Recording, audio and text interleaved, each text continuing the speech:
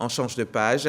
Seconde articulation de ce journal. Le dimanche, magazine. Notre invité est le directeur de la coordination des transports terrestres et des relations extérieures au ministère des Transports. Et notre sujet du jour est le permis de conduire à point. On va tout de suite planter le décor. Et notre chauffeur, c'est Sephora Zegui.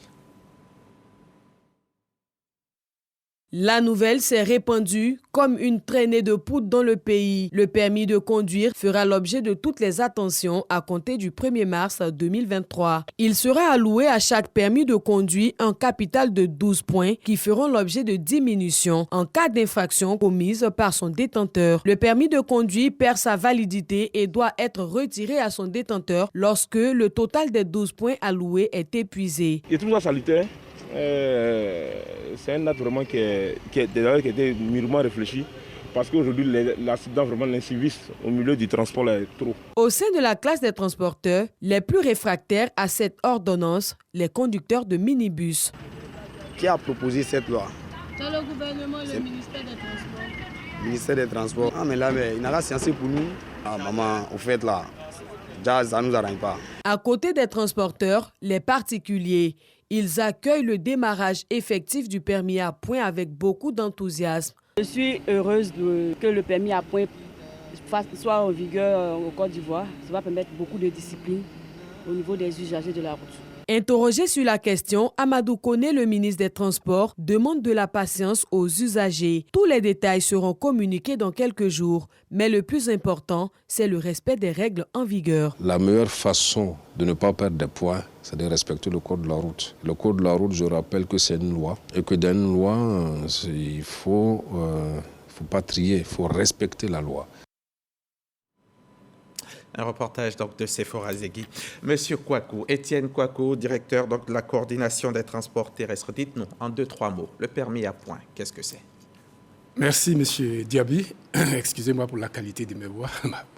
Je voudrais quand même vous remercier pour cette opportunité que vous offrez au ministère des Transports pour parler de ce dossier qui fait la une aujourd'hui de l'actualité. Le permis à point, c'est le permis que nous détenons auquel il est alloué un capital de 12 points. Et ce capital de 12 points diminue chaque fois qu'on commet une infraction au code de la route. En 2 mots, c'est le permis à point défini, donc le permis que nous détenons, auquel il est alloué 12 points, et les points diminuent chaque fois que nous commettons une infraction. D'accord. 12 points. Je ne vais pas vous demander pourquoi 12, pourquoi pas 20, pourquoi pas 6. La question a été beaucoup posée déjà. Comment ça fonctionne? Combien de points sont retirés pour quelles infractions? Alors, lorsque un conducteur commet une infraction, d'abord, ça marche par la vidéoverbalisation. C'est-à-dire c'est les infractions qui sont détectées par les équipements de vidéoverbalisation que nous avons sur nos différentes routes qui sont prises en compte. Donc, lorsque l'infraction est détectée, c'est transmis à notre centre de traitement où se trouvent des techniciens, mais aussi des agents de la police, dont des officiers de police judiciaire qui sont habilités à émettre donc des verbalisations dans ce domaine. Et une fois que le dossier, l'image ou la vidéo est analysée et que la faute est avérée, il y a une notification qui est faite au conducteur pour lui dire que vous avez commis une infraction à tel endroit, à telle heure, et que cette infraction vous coûte 2 points ou 3 points. Tout à l'heure, je vais revenir sur la liste des infractions en fonction des points. Et donc, à partir de là, vous avez la possibilité de faire un recours si vous ne vous reconnaissez pas dans cette infraction. Vous avez 7 jours pour faire le recours. Si au bout de 7 jours, vous n'avez pas fait de recours, c'est acté et donc les points sont retirés. Et les recours se font comment?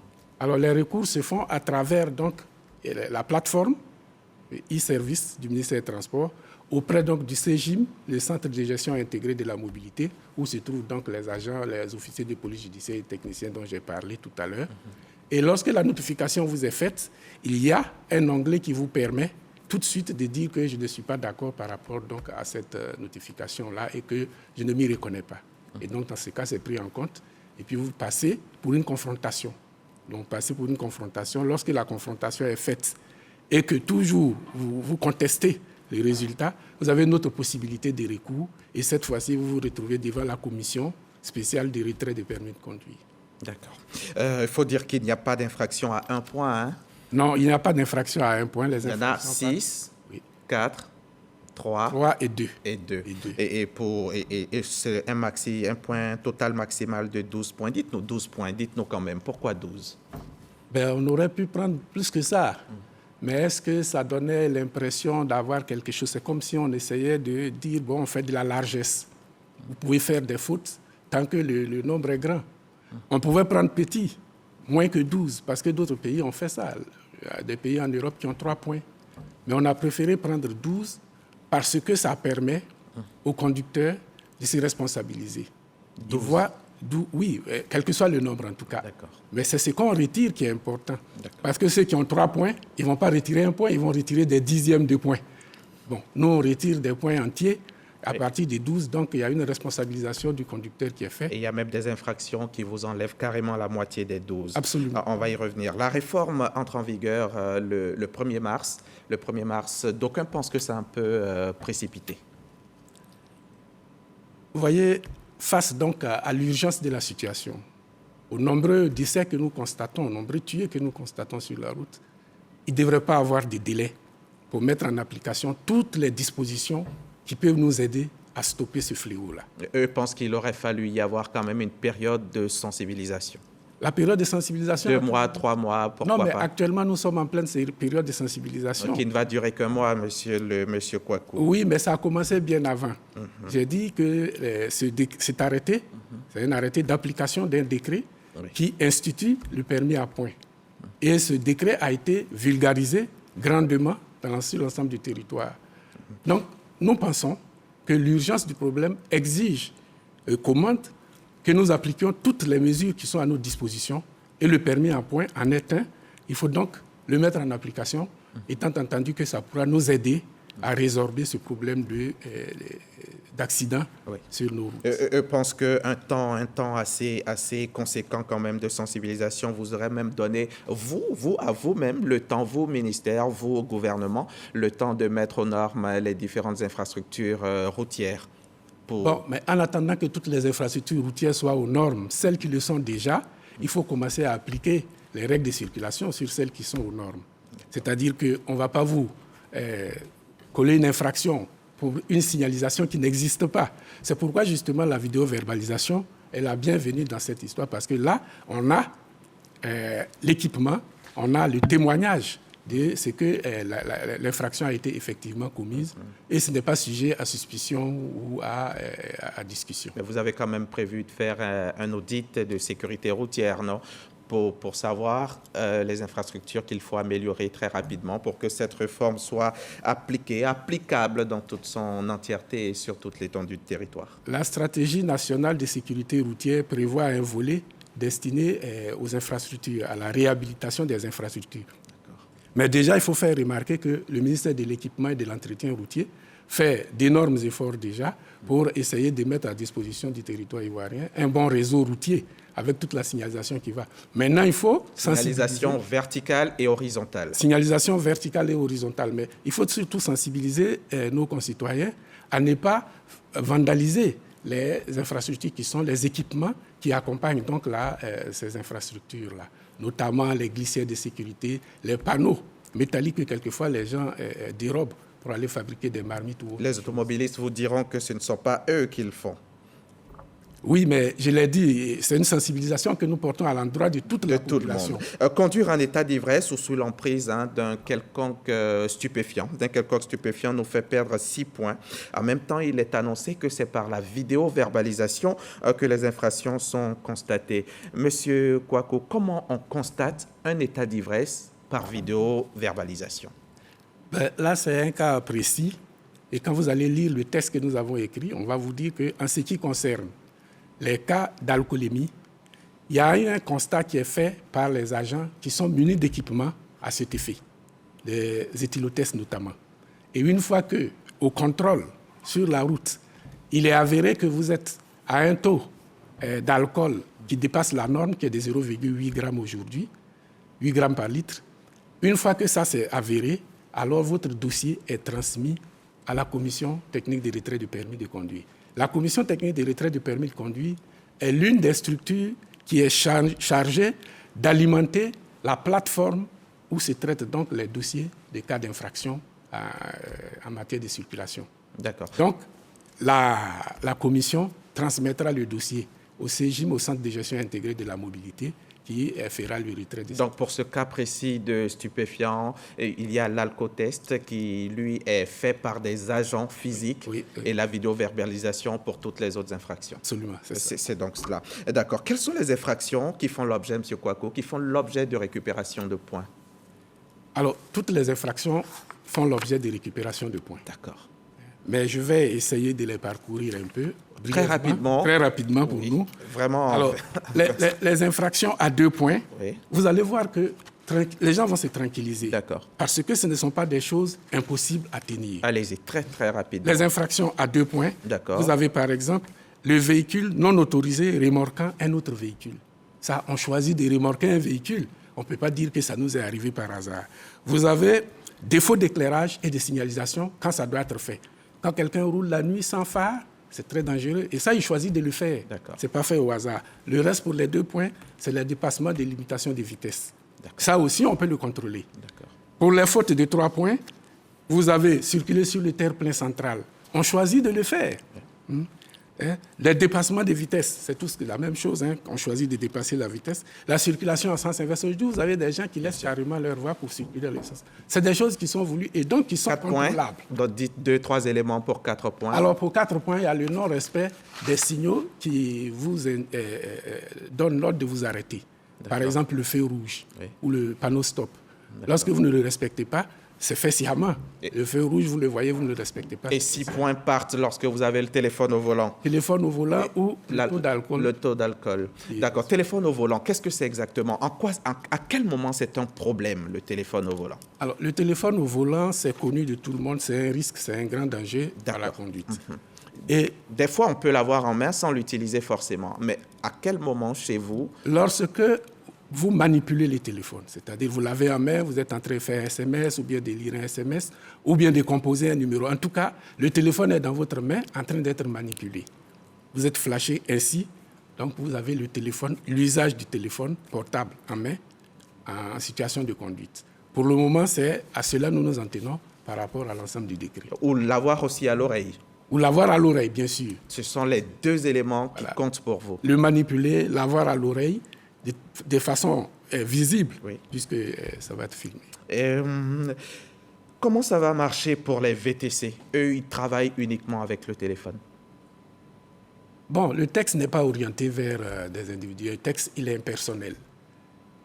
Ce n'est pas interdit à quelqu'un de garer son véhicule quand il estime que l'appel qu'il reçoit est urgent, prendre son appel et puis après reprendre son chemin. Mais il ne faut pas particulariser cet aspect-là du téléphone par rapport à une activité précise. C'est impersonnel ce texte. Chacun essaie de s'y former. Quoique, il ne faut pas le mettre carrément de côté parce qu'ils sont très nombreux et leur principal outil de travail, c'est le téléphone. Ils ont le GPS, ils ont des appels de clients à tout moment. Il faut y penser aussi, non? Le GPS, nous n'en parlons pas dans notre arrêté. Oui, je parlais des outils de travail de ceux-là, parce que la pertinence du décret va aussi aller dans ce sens, non? Mais ceci dit, si à la longue, on se rend compte que les autres outils de communication, en dehors du téléphone porté à la main en train d'être manipulé, causent aussi des accidents, il n'est pas exclu qu'on étende donc ce texte-là. Là, vous parlez du Bluetooth Absolument, absolument. D'accord. Comment on récupère les points retirés? Alors, il y a 2 modes de récupération des points. De façon automatique, lorsque vous avez commis l'infraction, vous avez un délai de 2 ans. Si pendant ce délai, vous ne commettez plus d'autres infractions, les points retirés vous sont remis automatiquement. Ça, c'est le premier mode. Le deuxième mode de récupération, c'est après un stage dans un centre agréé. Vous allez au stage, vous avez la possibilité de récupérer 4 points. Au cours d'un stage, vous ne pouvez pas récupérer plus de 4 points au cours d'un stage. Et il vous est autorisé qu'un seul stage par an. D'accord. Et quand je prête mon véhicule, par exemple, à mon réalisateur et qu'il passe au feu rouge ou qu'il fait un dépassement de vitesse limitée, voilà, qui porte le chapeau? Alors, la notification est envoyée au propriétaire du véhicule. Parce que c'est à travers la plaque d'immatriculation que nous atteignions celui qui était au volant. Donc, si le propriétaire du véhicule, tout à l'heure, j'ai parlé des voies de recours, estime qu'il n'était pas au volant, il se présente donc avec celui qui était au volant et la situation est réglée. Celui-là reconnaît et donc c'est sur son permis qu'il faut le faire. Mais maintenant, ça appelle à la responsabilité de chaque propriétaire du véhicule de savoir à qui il donne son véhicule, quel est le statut du véhicule. Ou de ne pas le prêter, tout simplement. Non, on ne le dit pas ainsi, il faut le prêter quand même. Mais quand on connaît celui à qui on prête son véhicule, c'est sans problème. S'assurer que son permis n'est pas entre-temps annulé ou périmé ou invalidé. Tout ça, c'est important. Merci, M. Kwaku. Il y a des propriétaires de taxis et VTC qui disaient que leurs chauffeurs vont leur faire perdre des points à eux, alors qu'ils sont à la maison, ceux-là, sur les routes, vont griller des feux et autres, et puis c'est un autre problème. Non. Lorsqu'ils ont des flottes, ils ont la possibilité d'affecter, lier chaque véhicule à son conducteur. Et là, c'est pris en compte directement sur notre plateforme. Sinon, ils seront obligés d'aller chaque fois quand même... faire le recours. Comment je consulte, ça c'est la dernière question en 2 secondes, comment je consulte l'état de mes points sur mon téléphone tout le temps, à tout moment? Non, pas sur le téléphone. Pour le moment, on n'a pas encore cette application pour le faire sur le téléphone. Vous allez sur notre plateforme, il y a une plateforme e-service qui existe sur laquelle vous pouvez aller pour consulter les points. Vous vous rendez dans un de nos services de l'administration des transports. On a la possibilité de vous donner votre état. Merci. Mais ceci dit, la notification qui vous est faite vous fait un rappel des infractions commises et du restant des points que vous avez. Merci. Monsieur Kwaku, Étienne Kwaku, directeur de la coordination des transports terrestres, vous êtes venu nous dire tout ce qu'il y a à savoir sur la nouvelle réforme du permis de conduire. Je voudrais quand même, Monsieur Diaby, rassurer l'ensemble des usagers de la route, l'ensemble des détenteurs du permis de conduire, que c'est une innovation qui va aider à améliorer la sécurité routière, qui va aider à freiner les accidents et le nombre de tués sur nos routes. Il faudrait que ce soit une action citoyenne de chacun d'entre nous, une participation de tous pour que cela puisse se réaliser. Parce que ça ne plaît à personne de voir qu'il y a des tués sur nos routes. Mais cela est dû malheureusement à l'incivisme. Or, le permis à points viendra donc responsabiliser les conducteurs et les amener à plus de discipline, à plus de civisme. Merci, M. Kwaku. Réforme donc qui entre en vigueur, je le rappelle, le 1er mars 2023. Merci encore de votre sollicitude et à très bientôt. Revenez nous voir quand vous le voulez. Merci à vous aussi, chers téléspectateurs. J'espère que vous avez pris plaisir à suivre cette émission. Nous, en tout cas, nous avons pris plaisir à vous la présenter, comme toujours d'ailleurs. Ce journal est terminé. Bon dimanche et à très bientôt. Je vous retrouve ici même dans quelques semaines.